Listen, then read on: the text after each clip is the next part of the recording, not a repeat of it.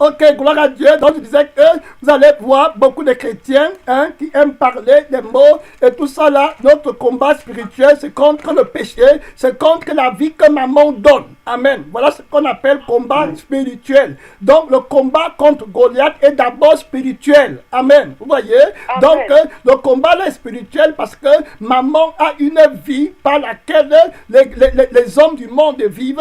C'est une vie de plaisir, la vie de vanité, la vie de joyeuse et brillante sur la terre. Donc c'est la vie là qui est sa force. Donc pour que tu le gagnes, il faut que tu tues d'abord la force là. C'est pour ça que Jésus, quand il vient combattre maman, il dit d'abord que renonce à tout ce que tu possèdes. Amen. Parce que maman s'appuie sur les choses que tu possèdes pour dicter ta vie. Amen. Pour te conduire. Tu vois. Et tu vas simplement suivre l'esprit qui va vouloir que tu gagnes. Tu vas commencer à prier Jésus pour gagner les choses de la terre. Et ce n'est pas ça le combat spirituel. Le combat spirituel n'est pas pour gagner ta vie sur la terre. C'est l'erreur. C'est maman qui t'enseigne. Le combat spirituel, c'est pour crucifier la vie de maman. Amen. Tu vois, le combat spirituel, c'est pour crucifier la vie des plaisirs et des passions. Vous voyez comment le diable a apporté le hors-sujet dans la rédaction que Dieu nous a donné à rédiger. Amen. Dans le travail là que Dieu nous a donné à faire, il a appelé beaucoup de gens hors-sujet. Amen. Ce n'est pas gagner ta vie. Jésus est mort pour tuer la vie là que toi tu veux faire gagner. Amen. Tu es son ennemi.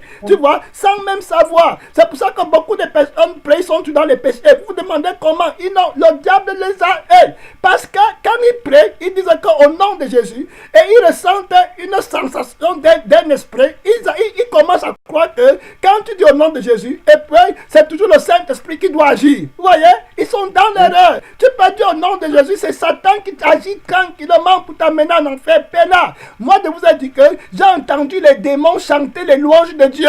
Je vous le dis en vérité, ils chantaient les louanges de Dieu. Clair. Vous êtes en train de parler d'esprit de séduction. Souvent, je regarde Jérémie. Si tu n'es pas dans la croix, l'apôtre Paul dit que la prédication de la croix, c'est une folie pour quelqu'un qui périt. Arrêtez-vous un peu et pensez. Quand on prêche la croix, tu crois que c'est une folie pour toi parce que tu es en train de périr. Amen. Tu es en train de partir dans le feu éternel. Donc tu ne peux pas connaître la valeur de la prédication de la croix. Tu es séduit. Quand la Bible dit que ceux-là, ce sont ceux qui ont été séduits. Vous croyez qu'ils ont été séduits comment? Ils ont été... La séduction est fascinante. Amen. Et attirante. Et alléchante. La séduction est facile. Amen. Et bien. Et à l'aise. Tu es tranquille. Le Jésus que tu attends, c'est le Jésus de la prospérité sur la terre, qui est une abomination, un contraste à la prospérité de Dieu au ciel, qui est immortel, qui ne va pas passer. Tu es antichrist, tu es dans la doctrine qui ne peut pas comprendre l'enseignement de Jésus. Donc je vous ramène dans Colossiens 2, le Seigneur en lutte contre la vie du péché. Amen. Vous voyez, tout ce que moi je vais dire là, il ne me laisse pas aller là-bas, parce que beaucoup de ces enfants adorent maman, et ils disent qu'ils adorent Jésus. Amen. Le frère Jésus, ce n'est pas Jésus mon frère, tu t'es trompé, on t'avait mal enseigné, le pays de ta bénédiction, ce n'est pas sur la terre est maudite, tu dois sortir de l'Égypte. Amen, complètement. Amen. Donc Jésus n'est pas venu t'implanter encore en Égypte. Quand Moïse est venu libérer les enfants d'Israël du pays d'Égypte, il ne les a pas laissés en Égypte. Amen. Il n'a pas dit que construisait les maisons en Égypte. Jésus a dit au ciel. Amen. Voilà la liberté. Amen. Voilà le vrai Jésus. Maman ne peut pas prêcher le ciel parce qu'il n'a pas créé. Amen. Il n'est pas créateur. Donc il ne peut pas te parler des choses qui vont venir. Vous voyez, il ne peut pas faire ça. La Bible dit dans Colossiens 2, verset 13 à 14, la Bible dit que Jésus a effacé l'acte des ordonnances qui nous condamnaient et qui subsistaient contre nous. Il a détruit en la clouant à la croix. Il a dépouillé les dominations, les autorités, les a livrées publiquement en spectacle en triomphant d'elle par quoi? Par la croix. Amen, mon frère. Amen. Donc toi, tu veux vaincre, je ne sais pas. Tu ne veux pas la croix, mais tu veux la victoire. Je suis au nom de Jésus. Au nom de Jésus. Prions quoi? Amen. Tu pars, tu vis par maman. Amen. On a écouté les témoins ici, là, où Jésus lui-même, où le diable donnait les instructions. Il disait que ne vous dérangez pas avec les chrétiens qui veulent gagner leur vie. Leur prière va commencer par moi. Ça va être fait par moi et ça va venir chez moi et je sais comment je vais répondre à de telles prières. Amen. Vous voyez? C'est très clair. Ils sont ennemis de la croix. Vous voyez? Donc, leur prière est inspirée par les désirs que Satan leur donne. Amen. Vous voyez? Donc, comme ils ne veulent pas renoncer à eux-mêmes, et comme ils ne veulent pas que Christ leur crucifie, leur chair, leur désir, leur passion, comme ils ne veulent pas, maintenant, qu'est-ce que...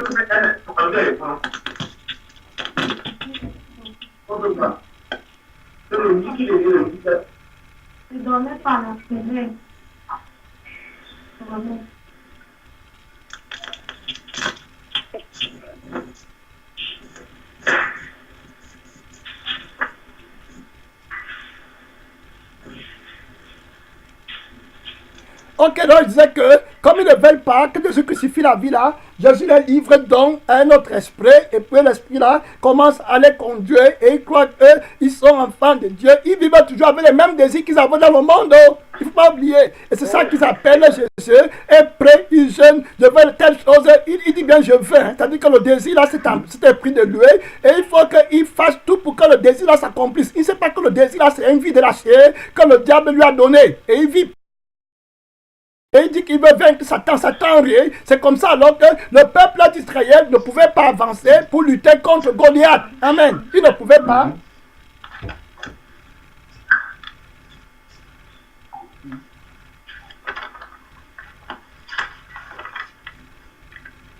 Amen. Amen. Amen. Il faut bloquer les micros, ceux qui parlent dans leur maison. Il faut bloquer le micro parce que ça sort ici. Voilà. Et ça combat la parole. Il faut bloquer les micros. Donc, c'est ça que je disais que, voilà, donc ils ne peuvent pas avancer dans la connaissance de Dieu. Vous voyez, et après ça, ils sont...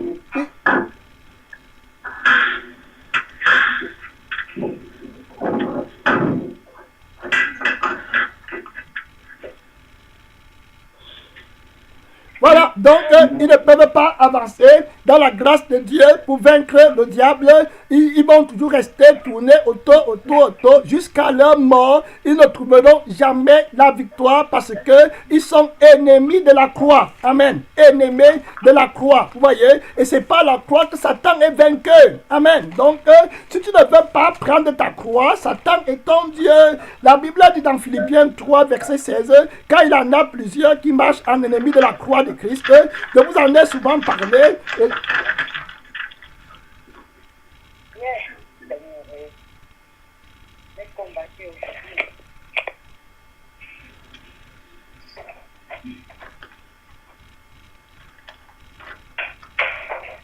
Je vous en ai souvent parlé et j'en parle encore maintenant, encore en pleurant. Vous voyez, il parle à qui? L'apôtre Paul parle à qui? Il parle aux personnes qui veulent gagner leur vie sur la terre, aux personnes qui veulent la gloire de Dieu et la réputation de Dieu. Il ne pouvait pas battre Goliath. C'est Dieu qui est venu battre Goliath, mais il veut l'adoration. Vous voyez, il veut qu'on chante son nom. Vous voyez, il veut qu'on dise que le roi Saül a vaincu 10 000 personnes. Il veut prendre la gloire de Dieu. Est-ce que tu es mort pour les gens? Toi, pasteur, qui veut qu'on t'adore, qu'on chante ton nom, toi qui veux la première place, est-ce que c'est toi qui as vaincu Goliath? Amen. Est-ce que c'est toi qui as vaincu la vie par laquelle on vivait avant? Est-ce que tu es mort? Amen. Pour les autres, est-ce que tu es capable de récréer les gens à nouveau te lever? Toute la gloire et la louange appartient à Dieu. Toute personne qui ne veut pas être crucifiée va toujours rester dans l'orgueil. Amen. Vous voyez? Tout ce qu'il va faire, il va essayer.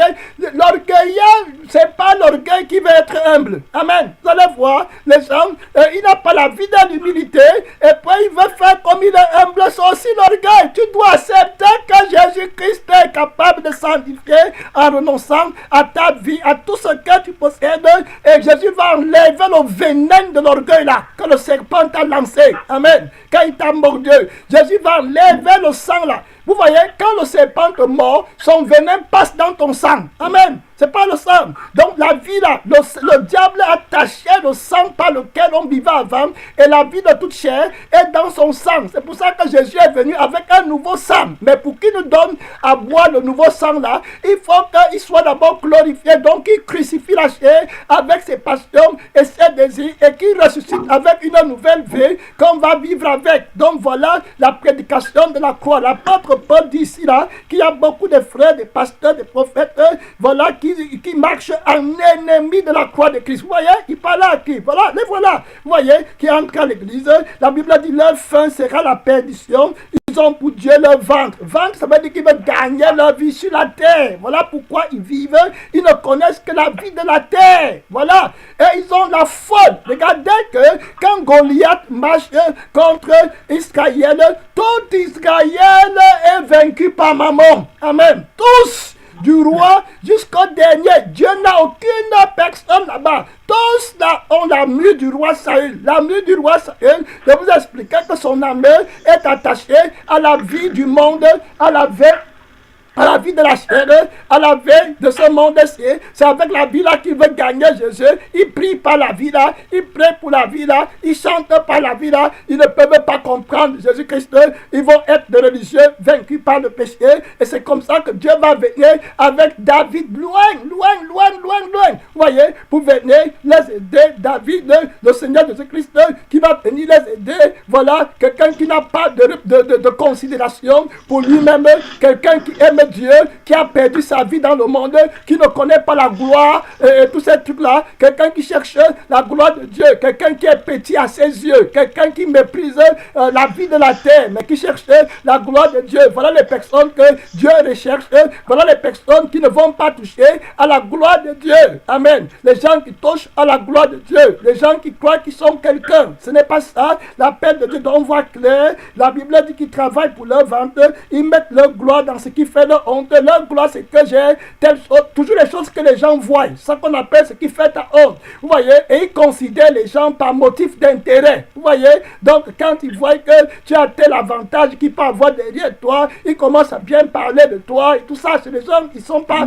des enfants de Dieu. Ils ne partent pas au ciel. Vous voyez, ils mettent leur gloire dans ce qui fait leur honte. Le maquillage, la beauté de la chair, la voiture du monde, le luxe. Même comme la Bible dit, ne cherchez pas le luxe, détectez le luxe et puis aspirez à ce qui est humble. Pour eux, ça n'avait rien dit. Amen. Ils ont un autre Jésus. Tu vas voir les chrétiens plonger dans le luxe et il dit que Dieu m'a béni. Dieu est contre le luxe. Amen. C'est dans la parole de Dieu. Dieu n'est pas le Dieu du luxe. Dieu est dans l'erreur terrible. Le luxe, c'est la perversion de la gloire qui est au ciel. C'est la copie. Amen. Dieu t'a donné l'original. Et puis ils vont se lever dans l'ignorance pour aller côté Salomon. Ils vont dire que Salomon était riche. Salomon était comme ça. C'était une préfiguration de ce que Christ devait faire. Parce qu'il n'était pas encore venu pour créer la réalité dans notre dimension. Il n'était pas encore glorifié. Satan régnait encore dans le monde. Donc Dieu utilisait les choses de la terre pour enseigner au peuple de Dieu pour qu'ils comprennent. C'est aussi pour ça que le Canaan, qui était la terre promise, était physique sur la terre. Amen. Mais quand Jésus est venu, le Canaan de la terre, ce n'est plus ça qui compte. Amen. Il a créé un autre Canaan, pas sa mort et sa résurrection. C'est le ciel, là où on veut partir. Donc on n'est plus du monde. Mon frère, ma soeur, il faut que tu comprennes bien la parole de Dieu. Bon, maintenant, je vais lire au verset 19 et vous allez, le verset, il faut mémoriser ça dans ton cœur, dans ton âme. Quand il parle, c'est ici que vous allez toujours les arrêter. Les gens qui veulent la gloire de Dieu, les gens qui veulent devenir des dieux, les gens qui veulent les enfants du diable, qui ne savent pas que l'orgueil est la force qui a donné naissance au royaume du diable. Amen. Et que l'orgueil, celui qui est dans l'orgueil ne peut jamais connaître la grâce de Dieu. Vous voyez, pour comprendre la parole de Dieu et pour la connaître. Vous voyez, la Bible dit dans le Philippiens 3, le verset 19, la dernière ligne, la Bible dit, il ne pense qu'aux choses de la terre. Amen. Il faut écrire, en souligner ça très bien. Pasteur, prophète, évangéliste, missionnaire, tu vas voir, ils vont te dire Jésus même, j'aime le Seigneur, je jeûne 3 fois par jour, par semaine, je donne l'argent aux pauvres. Les dominateurs, dénominateurs communs, ils ne pensent qu'aux choses de la terre. Ils vont toujours atterrir sur la terre à la fin de leur prédication. Amen. Ils vont faire semblant de décoller pour aller au ciel, mais ils n'arrivent jamais au ciel. Amen. Ils vont monter, ils vont toujours descendre. Quand leur carburant termine. Ça ne se termine pas au ciel. Le carburant fait toujours qu'il tombe sur la terre. Amen. Donc la Bible dit qu'il ne pense qu'aux choses de la terre. Amen. Voilà le dénominateur commun. Tu vas monter, descendre. Il va commencer à te dire comment la sainteté est bonne, tout et tout. Après, il va te parler de ce qu'il va accomplir sur la terre. Amen. C'est toujours comme ça que ça se termine. Il va prier pour que tu aies les choses de la terre. Il va te consoler parce que tu as les choses de la terre qui ne marchent pas bien. Il n'a jamais l'intérêt de l'éternité du ciel. Amen. Ils vont te dire que, oh, s'ils croient que la doctrine de la prospérité n'est pas bonne, ils vont venir avec l'enthousiasme. Regarde-les bien. Quand tu vas rester une minute, ils vont dire quelque chose. Tu vas remarquer qu'ils sont toujours dans la loi de la terre. Amen. La loi de la terre, mon frère, la terre, il ne pense qu'aux choses de la terre, la carrière, les ambitions, la politique. Quand ils vont te dire que je suis, non, c'est vrai, notre royaume n'est pas de ce monde-ci. Quand le temps des élections va arriver, on va leur dire que tel électeur, tel candidat aux élections, si lui gagne, le candidat là va faire que tes enfants partent à l'école gratuitement et il va ajouter l'argent pour que les parents qui ont les enfants aient beaucoup d'argent. Vous allez voir. Mais il va dire après quoi? On va dire que mais si c'est lui qui passe, il va vous ajouter l'argent, mais il va dire qu'il faut qu'il y ait l'homosexualité. Amen. Vous voyez? Et puis les chrétiens les chrétiens qui disaient que le royaume n'est pas de ce monde, vous allez être surpris. Ils vont aller voter le type-ci qui va dire qu'il va lui donner l'argent, malgré le fait que le type là dit qu'il va faire que l'homosexualité passe. Vous voyez? Quand je les regarde parfois et c'est comment te dit ça, que Dieu ait pitié de nous terriblement. Et les chrétiens des églises vont aller pour le voter. Vous voyez? Voter pourquoi? Maman leur dit quoi? Maman leur dit que je connais leur ADN, je connais leur code. Ils veulent seulement gagner leur vie. Ils ne peuvent pas accepter perdre leur vie. Vous voyez? Et comme ils veulent gagner leur vie, on va les attraper avec l'argent. Amen. Donc, dis que tu vas donner l'argent, ils s'en foutent. Si tu vas dire homosexualité est bon ou mauvais, ils s'en foutent. Ce ne sont pas les vrais chrétiens. Amen.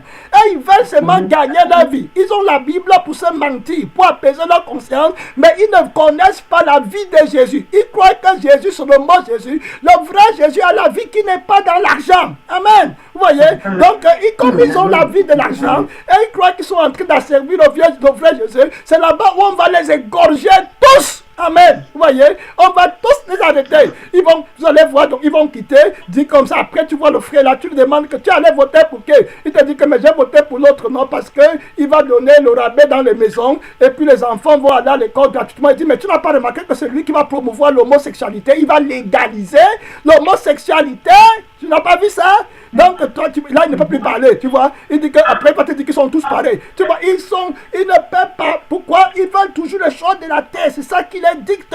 Voilà, ils sont vaincus. Dans le verset, il faut bien vous rappeler, c'est Philippiens 3, le verset 19. Ils ne pensent qu'aux choses de la terre. C'est simple. Tu vas les regarder là-bas. Ils vont monter, descendre. À la fin, c'est pour te demander l'argent. Ils voulaient ton argent. Tu vas toujours regarder, ça tourne autour de là. Parce que l'argent fait gagner la vie dans le monde. Vous allez voir le chrétien là, il vient à l'église, il monte, il descend. Tu es triste pourquoi? Parce que je n'ai pas l'argent.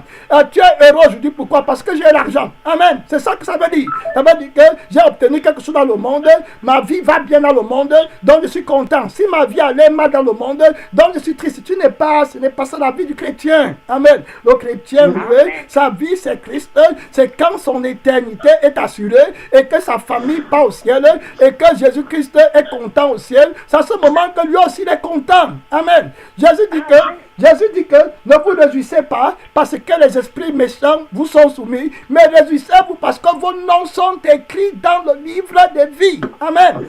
Jésus dit qu'il y a la joie au ciel pour un seul pécheur qui se répand. Amen. Vous voyez? Donc c'est quand il y a la repentance et la vie de sainteté que le Seigneur donne à l'église sa joie. Vous voyez? La Bible dit que les premiers chrétiens avaient la joie de Jésus parce qu'ils portaient les fruits. Amen. Donc notre joie, c'est quand les gens ont la vie éternelle. La Bible dit que dans le livre de Jean, que je n'ai pas de plus grande joie que de remarquer que mes enfants marchent dans la vérité. Amen. Donc ce n'est pas une joie du monde. Mon frère, ma soeur, on va s'arrêter ici là pour prier, pour parler à Dieu. On ne va pas toucher à la gloire de Dieu. On va renoncer à nous-mêmes, ouvrons nos micros pour parler au Seigneur, ton puissant, le dénominateur commun. Il ne pense qu'aux choses de la terre. Je vais aller en retraite comment? Je vais épargner comment? La retraite, après la retraite, tu vas partir où? Après ta mort, ça sera où? Amen. Tu es intelligent, tu as préparé pour la retraite, oui. Après la retraite, est-ce que tu t'es préparé? Mon frère, ma soeur, tu ne t'es pas préparé. C'est l'heure de penser à ton éternité, c'est l'heure de prier, Père puissant, mystère de Dieu. Tu nous as parlé aujourd'hui de nous préparer à la rencontre de Dieu pour ne pas penser à la terre, aux choses de la terre. On n'est pas de la terre, on est du ciel. C'est l'heure de prière. Parle à Dieu. Tu n'es pas dans la terre. La doctrine de la prospérité, c'est la malédiction. Tu es prospère en Christ éternellement. Oui, mon frère. Oui, ma soeur. Tout ce que tu as appartient à Dieu complètement. Tu es pleinement. La gloire est à Jésus. La gloire est à Dieu. La réputation, la renommée. Il a vaincu la vie de maman. Il a vaincu la vie du péché. Il a vaincu la vie par laquelle on vivait avant. La vie des désirs, la vie des passions, la force de maman, l'argent, le plaisir du monde. Il a vaincu. Tu penses que appelle Jésus, aie pitié de moi. Je déteste ma vie. Je déteste la vie de plaisir, la vie joyeuse et brillante. Je lutte contre la vie là. Je ne veux pas qu'elle entre chez moi. Je veux la vie de l'esprit. Frère, mon frère, tu veux la vie de l'esprit de Dieu, la vie de l'esprit, la vie de maman. Renonce à elle, renonce à toi-même, renonce aux offres de maman. Mon frère, porte ta croix, porte ta croix, porte ta croix. Écoute la parole, jeune et prêt, que Dieu t'aide, que Dieu te délivre. Tu es dans l'erreur, si tu t'amuses, mon frère, à toi la gloire. À toi la gloire, à toi l'adoration, à toi la victoire, la nouvelle vie, la nouvelle sainteté que Jésus a donnée par le Saint-Esprit. Tu vis pour Jésus, tu vis par Jésus, tu vis en Jésus. Tu ne vis pas pour les choses, par les choses que tu as. C'est l'erreur, c'est l'erreur. Frère, pour que tu ne tombes pas dans la séduction de vos frères, mon frère. Oui, ils ne pensent qu'aux choses de la terre. Ils ne pensent qu'à eux-mêmes. On n'a pas chanté mon nom. On ne m'a pas donné la première place. C'est la place de Dieu que tu cherches. Mon frère, c'est l'heure de prier. Tu veux qu'on pense à Dieu. Tu veux qu'on chante à Dieu. Tu veux parler pour Jésus. Tu veux que Jésus s'asseye sur le trône de sa gloire. Frère, mon frère, frère, ma soeur, que la gloire, que la gloire, que l'adoration, que la victoire ne revienne qu'à toi seul, pour des siècles et des siècles. Au nom ton puissant, au nom ton puissant de Jésus. Amen.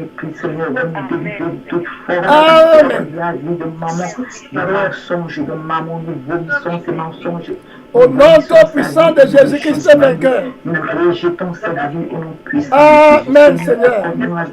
De mener une vie de sainteté. Amen. Une vie, Seigneur, d'humilité, éternel roi, au nom de Jésus. Marcher dans la vérité, Seigneur.